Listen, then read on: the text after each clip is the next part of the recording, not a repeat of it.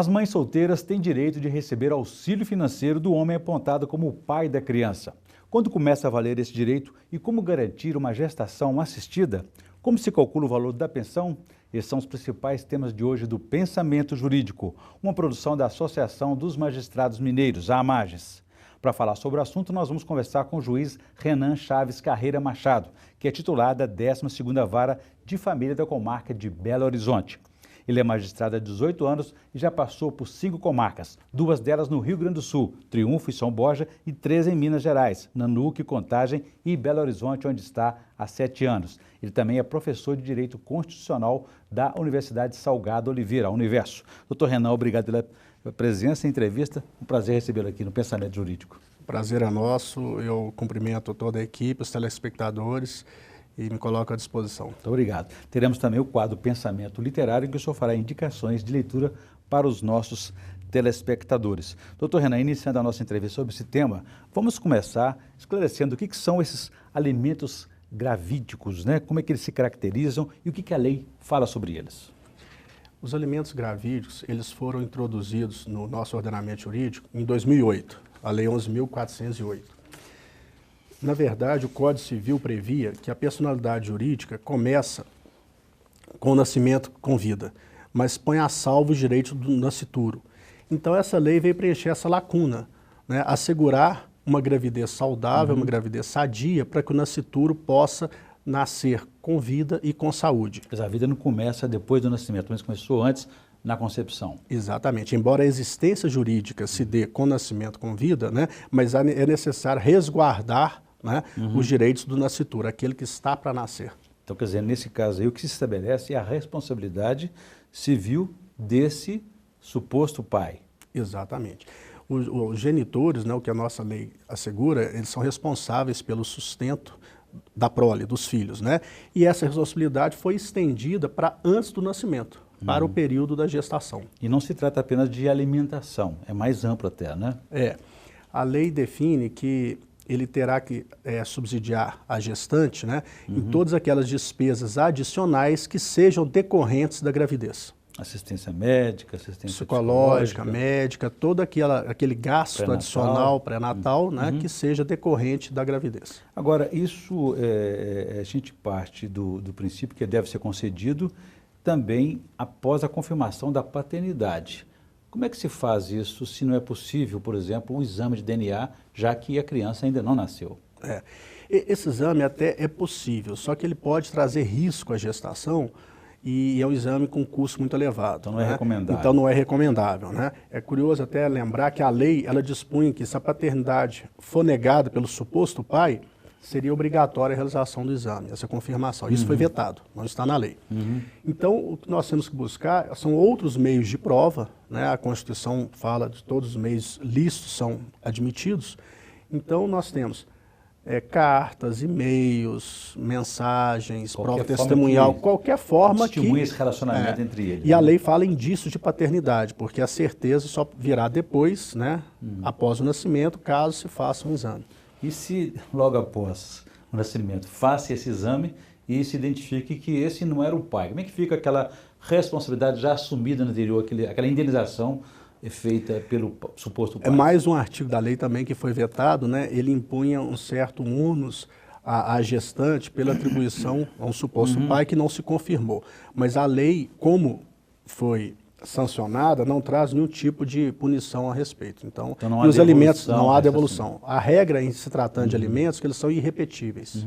E essa lacuna ou essa, digamos, essa proteção, essa garantia que se dá, o cuidado que tem com a criança, não abre uma brecha para alguns abusos, excessos aí, não? Até aviltamentos dessa oportunidade legal? É um risco que se corre, mas nós temos que tratar no direito sempre de ponderar valores, né?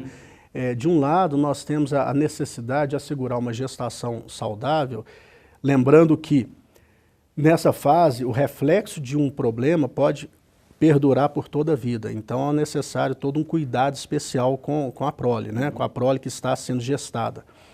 E a forma de mitigar isso, de evitar que uma pessoa que não seja efetivamente pai venha a ser responsabilizada, É o juiz examinar as provas com critério e a pessoa tentar apresentar esses indícios de paternidade do modo mais satisfatório e completo possível. Uhum.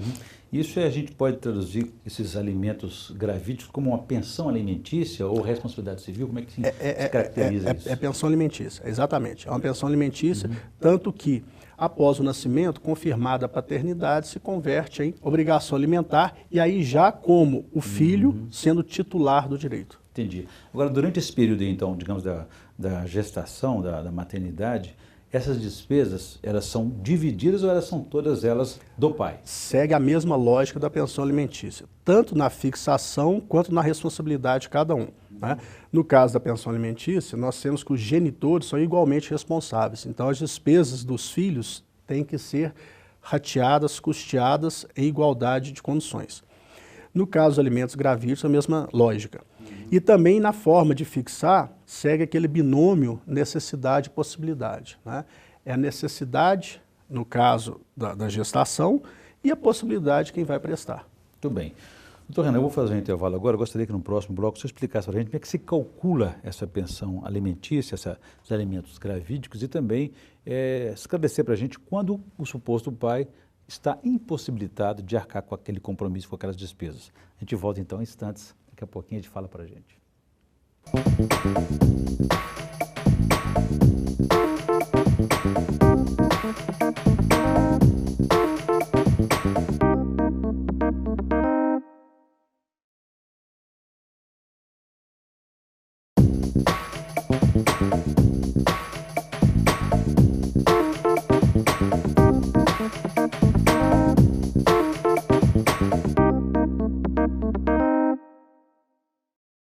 Estamos de volta com o Pensamento Jurídico, uma produção da Amages. Participe de nosso programa pelo e-mail pensamento@amages.com.br.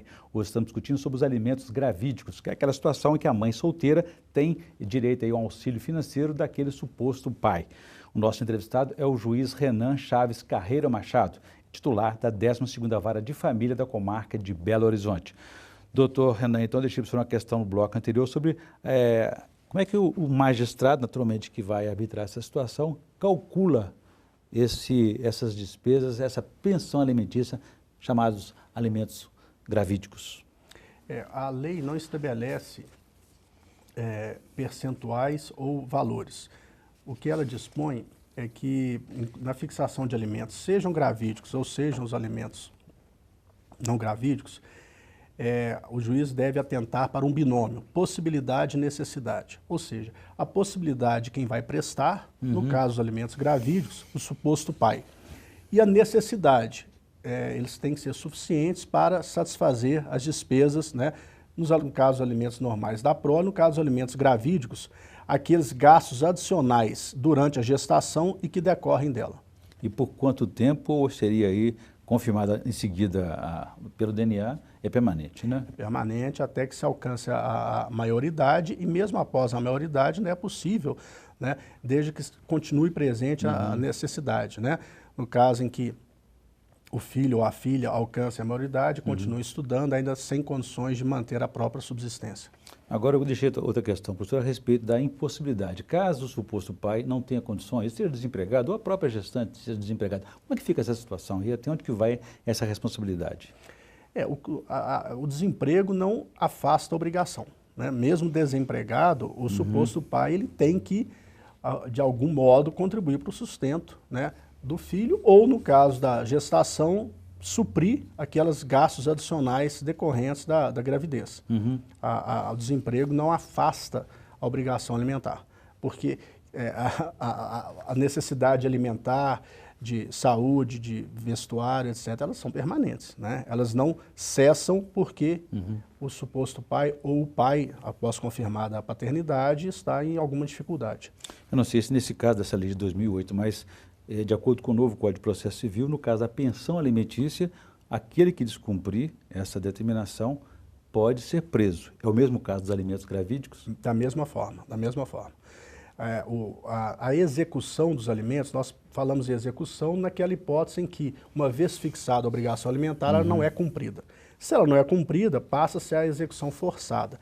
Nessa execução forçada, há a possibilidade de prisão. né? É um instrumento coercitivo para compelir o devedor da obrigação alimentar a cumpri-la. E naquela situação em que se o pai ou não pode, ou o parente mais próximo, seria a responsabilidade. Existe isso do avô, da avó? Existe essa situação? Existe, exatamente. Só que essa responsabilidade ela é suplementar, subsidiária, né? Tem que ficar demonstrada a incapacidade ou a impossibilidade, né, do genitor, do responsável direto, para aí se buscar um outro parente para suprir essa obrigação. É possível. Agora, como que a gente chega a esse processo, doutor Renan? Quer dizer, a mãe solteira deve acionar o judiciário por meio de quem, com quem que ela faz essa demanda, ela cria essa demanda, diretamente no judiciário, e que tipo de documentos ela precisa levar? Diretamente, né, como ela não tem o que a gente chama capacidade postulatória, ou seja, ela não pode ir pessoalmente, ela tem que se valer do intermédio de um advogado.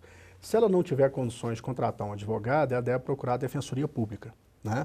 E aí o advogado ou o defensor público irão orientá-la sobre quais documentos ela tem que apresentar. Importante ela comprovar o estado de gravidez, né, que ela está grávida, e reunir toda a documentação ou todo o acervo probatório que ela tenha à disposição para demonstrar, para comprovar os indícios de paternidade, ou seja, para confirmar aquela alegação dela de que fulano é o suposto pai do seu filho.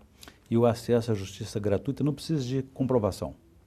Não, nós temos, a Constituição assegura, né, àqueles necessitados o acesso gratuito à justiça, né? Nós não podemos inviabilizar, obstacularizar o acesso à justiça porque a parte não dispõe de meios para tanto, né? Então, se ela procurar a Defensoria Pública ou o próprio advogado, ela pode declarar que não tem condições de pagar as despesas do processo sem prejuízo da própria subsistência, e em face disso, o juiz irá deferir a ela assistência judiciária gratuita. E o mesmo se aplica ao trabalho da Defensoria Pública, no caso, que é um órgão já destinado a essa gratuidade. Exatamente. Mesmo. E a própria Defensoria faz uma triagem, né, dessa condição de hipossuficiente da parte. Entendi. Doutor Renan, e é uma decisão que precisa ser rápida, né? Porque a gestação tem um prazo, tem um calendário, que não pode esperar, por exemplo, um processo mais demorado, né? É verdade.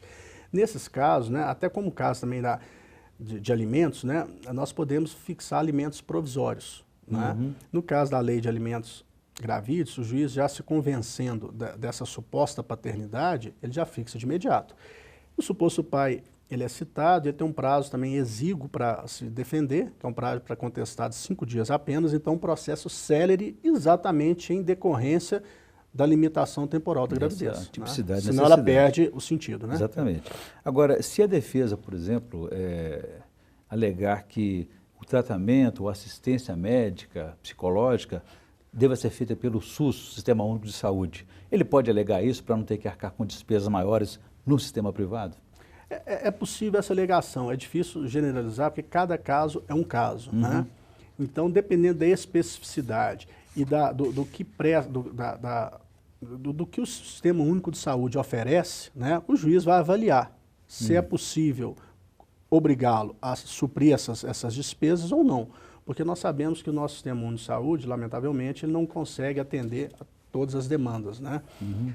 Nós temos inúmeros procedimentos que não são contemplados pelo SUS, e mesmo aqueles que são contemplados, há um prazo de carência, um prazo de espera muito grande, que muitas vezes não é compatível com o prazo da gestação, né? Então, o juiz vai ter que avaliar, diante do caso concreto, né, se essa alegação tem alguma pertinência ou não. E se houver um aborto durante a gestação, o que pode acontecer? Bom, nesse caso, o fundamento dessa obrigação alimentar é a gestação.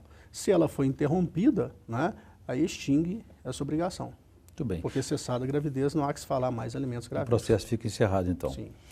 Doutor Renan, eu vou fazer um novo intervalo. Eu gostaria, então, que no próximo bloco o senhor explicasse para a gente também quais foram as mudanças que esse novo Código do Processo Civil, o que vem a ser o novo Código do Processo Civil, sobre a pensão alimentícia e também outras situações do direito de família. A gente volta em instantes.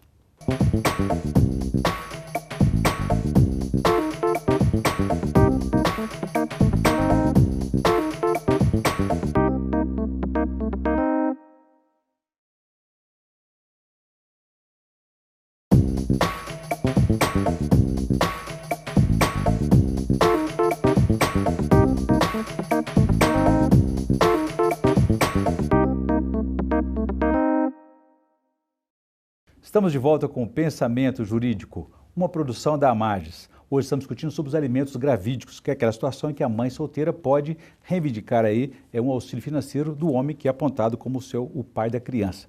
E neste bloco vamos falar sobre pensão alimentícia, o que mudou a partir da vigência aí do novo Código de Processo Civil. O nosso entrevistado é o juiz Renan Chaves Carreira Machado, que é titular da 12ª Vara de Família da comarca de Belo Horizonte. Doutor Renan, então, essas mudanças aí do novo Código de Processo Civil sobre o direito de família, especificamente a pensão alimentícia. Em primeiro lugar, o que vem a ser esse novo Código de Processo Civil, como é que ele impacta o processo judicial? O novo Código é uma tentativa de nós tornar o judiciário mais célere, né? Uma das grandes preocupações da Justiça é tornar a prestação jurisdicional menos morosa. Então, o novo Código foi uma tentativa nesse sentido, embora sujeito a muitas críticas, né, por parte de diversos operadores jurídicos. Mas é um código ainda que está em experimentação, então talvez nós tenhamos que aguardar algum tempo para fazer um julgamento mais completo sobre o seu êxito ou não, né, nesse objetivo. Estamos aí há 4 meses de adoção dele, né? É, muito recente ainda. Doutor Renan, mas assim, a respeito então, já que você falou em celeridade do processo judicial, o que isso tem a ver, por exemplo, com a pensão alimentícia? O que isso mudou a partir de agora? As mudanças não foram significativas, né?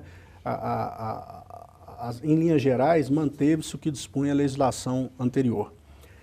Uma alteração que merece destaque é que, a partir de agora, o devedor de pensão alimentícia ele pode ter seu nome inscrito no cadastro de inadimplentes, né? Serasa, SPC, esses cadastros. Ficha suja, né? Fica com o nome sujo na praça. Fica o nome negativado, né? Ou vulgarmente nome sujo. Não pode comprar em outras situações a crédito, por exemplo. Né? Que era uma proteção voltada para o mercado de consumo, né? Mas que ampliou-se como um mecanismo a mais para compelir esse devedor de alimentos a cumprir a sua obrigação. Que tem força de pressão maior, né? Exatamente.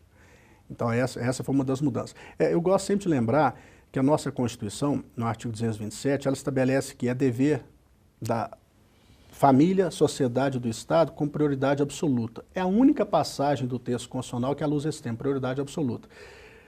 Cuidar, zelar pela criança e adolescente. Então, todo esse esforço da legislação no sentido de prover melhor, né, a assistência à criança, a assistência ao adolescente, também, no caso, a família, os genitores, né, eu acho que é válido, são válidos. Também parece que no caso de prisão houve uma pequena mudança aí, mais rigor. O Código agora estabeleceu de modo expresso que o regime seria fechado. Na verdade, essa discussão do regime é até mais pertinente à seara criminal, né? Mas ao estabelecer esse regime fechado, está dizendo apenas que o devedor que vier a ser preso por não cumprir essa obrigação alimentar, ele ficará privado realmente de sua liberdade. E esse regime fechado ele fica separado ou junto dos presos comuns? Não. A lei estabelece a separação, né, a segregação dos presos comuns.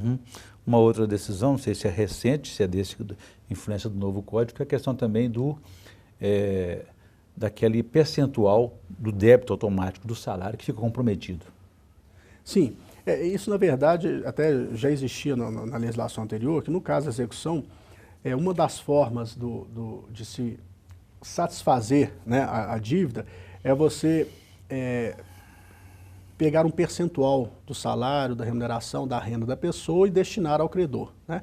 Isso vale para a execução comum e agora também para o devedor de alimentos. Muito bem, eu volto a esse tema daqui a pouquinho. Gostaria que antes o senhor fizesse indicação de leitura para os nossos telespectadores no quadro Pensamento Literário, por favor.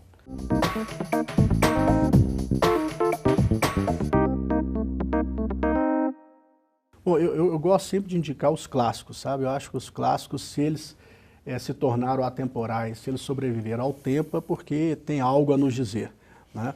Mas como os clássicos são conhecidos de todos, eu vou fazer uma indicação deste livro que eu estou lendo agora e que é uma saborosa história, né, de uma família portuguesa.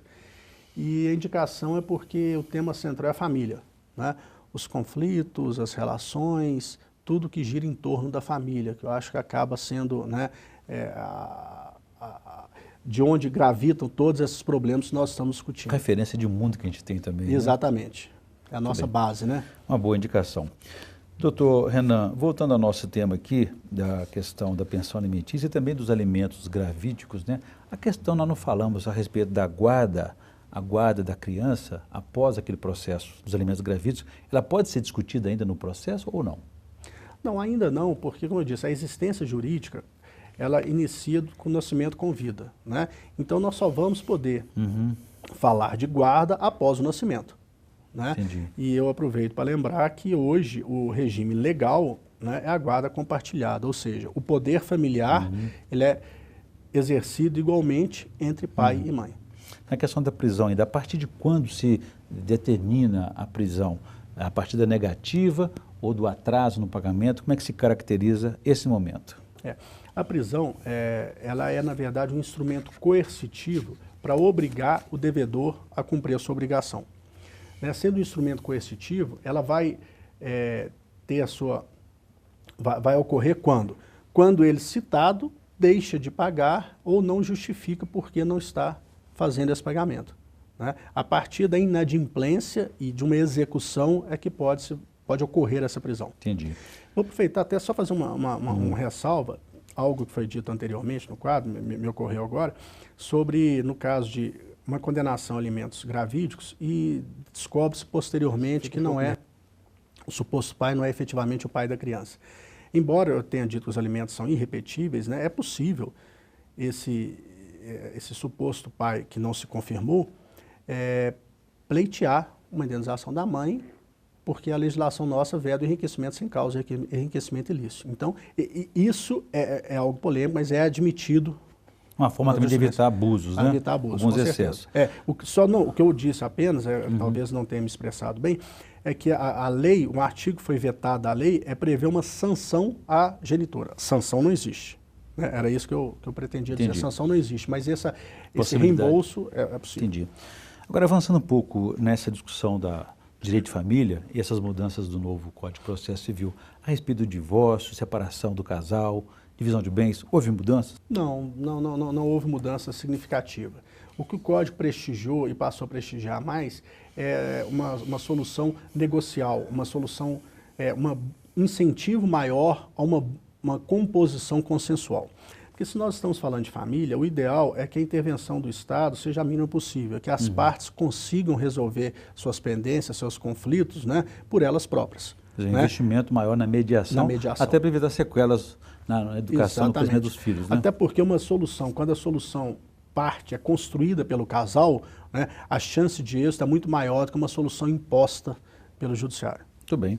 Eu conversei aqui com o juiz Renan Chaves Carreira Machado, que é titular da 12ª Vara de Família da Comarca de Belo Horizonte. E discutimos aí sobre os alimentos gravídicos, aquela situação em que a mãe solteira pode reivindicar aí, tem direito ao auxílio financeiro do homem que é apontado como o suposto pai da criança. E falamos também sobre as mudanças do novo Código de Processo Civil sobre a pensão alimentícia. Doutor Renan, obrigado pela entrevista, foi um prazer recebê-lo aqui no Pensamento Jurídico. Eu sempre à disposição. Muito obrigado. Bom, nós ficamos por aqui. Se você quiser participar, escreva então para pensamento@amarges.com.br. Obrigado e até a próxima.